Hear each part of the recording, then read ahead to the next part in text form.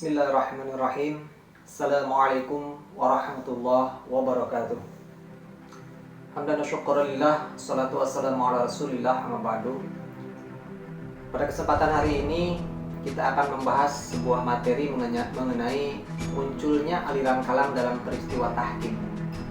Minggu yang lalu saya sudah membagikan bahan ajar berupa PDF atau dalam bentuk dokumen mengenai materi tentang peristiwa tahkim. Nah, pada kesempatan kali ini saya ingin mempertegas saja apa yang sudah kalian baca di minggu kemarin. Ya, sebelum ke materi mengenai peristiwa tahkim, barangkali kita harus meruntut sedikit ke peristiwa-peristiwa sebelumnya atau sejarah sebelumnya.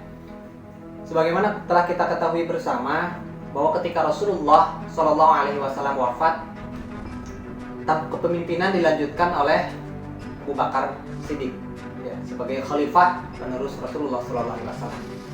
Kemudian setelah Abu Bakar Siddiq wafat, dilanjutkan oleh Umar bin Khattab. Umar bin Khattab wafat, kemudian dilanjutkan oleh Utsman bin Affan. Nah, setelah Utsman bin Affan wafat, dilanjutkan oleh Ali bin Abi Thalib, dan kemudian Daulah Bani Umayyah dilanjutkan juga dengan Daulah Bani Abbasiyah. Ada peristiwa yang cukup bersejarah di zaman kekhalifahan Utsman bin Affan, di mana ketika kekhalifahan Umar bin Khattab, kebijakan yang diambil oleh Umar bin Khattab adalah bagaimana caranya mengekspansi atau memperluas wilayah kekhalifahan Islam itu sendiri, ya, dilakukan perluasan wilayah dakwah ke berbagai penjuru dunia. Nah, berbeda dengan ketika dipimpin oleh Utsman bin Affan. Ketika Utsman menjadi khalifah, fokus pemerintahan Utsman yaitu tidak lagi ke bidang ekspansi dakwah. Di zaman Utsman bin Affan, fokusnya adalah bagaimana caranya meningkatkan kemakmuran dan ekonomi masyarakat pada saat itu. Masyarakat Islam sudah sangat banyak, bagaimana caranya supaya ekonominya menjadi sejahtera dan kemakmuran rakyatnya terjamin. Oleh karena itulah, fokus pemerintahan Utsman pada saat itu yaitu pengembangan bidang ekonomi. Ada satu hal yang menarik yang juga barangkali kita sudah ketahui bersama, bahwa di zaman Utsman itu Khalifah Utsman menempatkan banyak sekali atau ada beberapa pejabat yang diambil dari kalangan kerabatnya. Bukan karena nepotisme sebetulnya, tapi justru karena memang kerabat-kerabat Utsman itu memiliki kapabilitas, memiliki kemampuan yang luar biasa di bidang pengembangan ekonomi. Sehingga Utsman berpikir ketika menempatkan orang-orang yang tepat dalam bidang ekonomi, itu diharapkan bisa meningkatkan kualitas pengembangan ekonomi di masyarakat itu sendiri. Nah, namun karena banyaknya pejabat dari kalangan kerabat yang diangkat oleh Utsman, ini menjadi sebuah bumerang bagi Khalifah Utsman itu sendiri. Tercatat ada seorang Yahudi yang pintar mengadu domba yang bernama Abdullah bin Sabah. Ya. Abdullah bin Sabah kemudian menghasut masyarakat bahwa Utsman bin Affan telah melakukan nepotisme, telah melakukan pengangkatan pejabat-pejabat publik dari kalangan keluarganya sendiri. Nah, hasutan Abdullah bin Sabah ini ketika disebar di Madinah, di mana pada masa itu adalah pusat pemerintahan Utsman bin Affan, ini tidak mempan sama sekali, karena masyarakat Madinah sudah mengetahui secara jelas bahwa kepemerintahan Utsman bin Affan memang cukup baik meskipun mengangkat beberapa pejabat dari kalangan kerabatnya. Tapi berbeda halnya ketika si Abdullah bin Sabah, si Yahudi tukang adu domba ini kemudian datang ke Mesir, di mana Mesir ke Madinah itu pada saat itu memang tidak ada alat telekomunikasi seperti sekarang. Ya. Ketika Abdullah bin Sabah menghasut masyarakat Mesir pada saat itu dengan mengatakan bahwa Utsman bin Affan telah melakukan nepotisme, telah melakukan berbagai macam penyelewengan dan lain sebagainya, maka masyarakat di Mesir pada saat itu terhasutlah oleh si Abdullah bin Sabah. Nah, tidak hanya itu, Abdullah bin Sabah juga mengatakan bahwa yang pantas menjadi khalifah itu sebetulnya bukan Utsman, tapi Ali bin Abi Thalib, katanya. Karena Ali itu pertama keponakannya Nabi, kedua menantunya Nabi, kemudian lagi Ali bin Abi Thalib juga adalah sahabat Nabi yang termasuk di awal kenabiannya memeluk agama Islam. Maka dari situlah kemudian banyak masyarakat yang terhasut dan pada akhirnya terprovokasi melakukan demonstrasi. ya, melakukan demonstrasi, dan singkat cerita terbunuhlah Utsman bin Affan atas hasutan si Abdullah bin Sabah tadi. Ketika Utsman bin Affan wafat, dilanjutkanlah oleh Sayyidina Ali bin Abi Thalib. Nah, anak-anakku yang Bapak banggakan, di masa Ali menjadi khalifah ini, pekerjaan Ali memang sangat berat, ya, karena pada saat itu terjadi pemberontakan di mana-mana. Wilayah-wilayah Islam pada saat itu sudah sangat luas, sudah sangat banyak, sehingga kontrol pusat juga sedikit banyaknya semakin tidak bisa mengontrol secara maksimal karena wilayah yang banyak tadi. Tugas berat Ali bin Abi Thalib pada saat itu yang pertama, bagaimana caranya membendung pemberontakan yang terjadi di berbagai wilayah, dan yang kedua mengusut pelaku pembunuhan Utsman bin Affan. Ali sebetulnya sudah berusaha semaksimal mungkin untuk mengusut siapa dalang pembunuhan Utsman bin Affan. Tapi di balik usaha maksimal Ali bin Abi Thalib tersebut, ternyata pendukung Utsman bin Affan masih merasa tidak puas. Terhadap penanganan kasus yang dilakukan oleh Ali bin Abi Thalib. Bahkan si kelompok si Yahudi Abdullah bin Sabah menghasut lagi kepada masyarakat yang mengatakan bahwa Ali bin Abi Thalib itu sebetulnya terlibat dalam pembunuhan Utsman bin Affan karena dia menginginkan jabatan khalifah. Ya, ini tentu fitnah yang sangat keji, fitnah yang sangat besar yang dihembuskan oleh si Abdullah bin Sabah. Mengatakan katanya Ali bin Abi Thalib terlibat dalam pembunuhan Utsman bin Affan karena Ali ingin menduduki jabatan khalifah untuk menggantikan Utsman bin Affan. Nah, dari pertentangan ini, dari ketidakpuasan kelompok pendukung Utsman bin Affan ini, kemudian terjadilah dua peristiwa perang besar pada saat itu. Yang pertama terjadi yaitu perang Jamal. Ya, perang Jamal itu perang antara kelompok pendukung Ali bin Abi Thalib dengan kelompok Sayyidah Aisyah pada saat itu. Ya, barangkali ini menjadi perang saudara pertama yang cukup memakan banyak korban. Nah, setelah terjadi perang Jamal, kelompok Abdullah bin Sabah masih juga belum puas. Kemudian si Abdullah bin Sabah ini menghasut lagi saudara-saudara dari Utsman bin Affan. Terhasutlah Muawiyah bin Abi Sufyan yang pada saat itu menjabat sebagai gubernur Syam, dan dikatakan kepada kelompok pendukung Muawiyah tersebut bahwa Ali lah yang melakukan pembunuhan terhadap Utsman bin Affan. Atas hasutan tersebut kemudian terjadilah perang Siffin, ya, perang antara kelompok Muawiyah bin Abi Sufyan dengan kelompok pendukung Ali bin Abi Thalib yang bertempat di Siffin. Nah, pada saat perang Siffin inilah, dua kekuatan besar telah bertempur habis-habisan, dan pada akhirnya kelompok pendukung Muawiyah bin Abi Sufyan terdesak. Dan pada saat itu salah satu pimpinan dari pendukung Muawiyah bin Abi Sufyan yaitu Amr bin As mengusulkan kepada kelompok Muawiyah bin Abi Sufyan untuk melakukan tahkim dengan cara menombak kitab suci Al-Quran.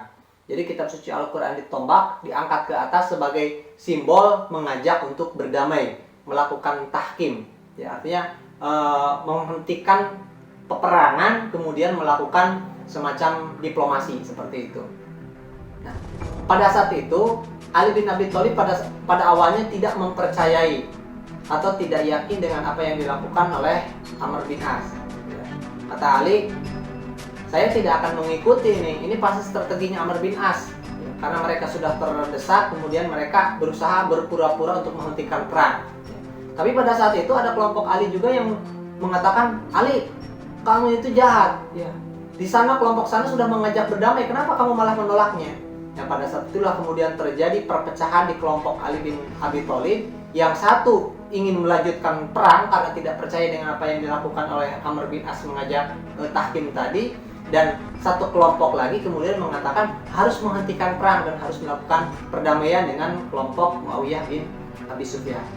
Nah, pada saat itulah kemudian diambil kesimpulan bahwa dilakukan tahkim, peperangan dihentikan, kemudian masing-masing kelompok memberikan atau mengutus perwakilannya. Konon katanya ada yang mengatakan 100 orang perwakilan, ada juga yang mengatakan 400 orang perwakilan, yang bertemulah di Daumatul jandal. Pada saat itu dilakukan pertemuan, ya, semacam pertemuan diplomasi barangkali. Nah, anak-anakku, di pertemuan inilah kemudian Amr bin As sebagai pimpinan dari delegasi Muawiyah bin Abi Sufyan, kemudian ada Abu Musa al-Ash'ari sebagai delegasi dari kelompok Ali bin Abi Thalib. Kedua belah pihak pada akhirnya telah menyepakati sebuah kesepakatan. Kesepakatan itu kemudian disampaikanlah kepada para audiens, kepada para delegasi yang hadir pada saat itu.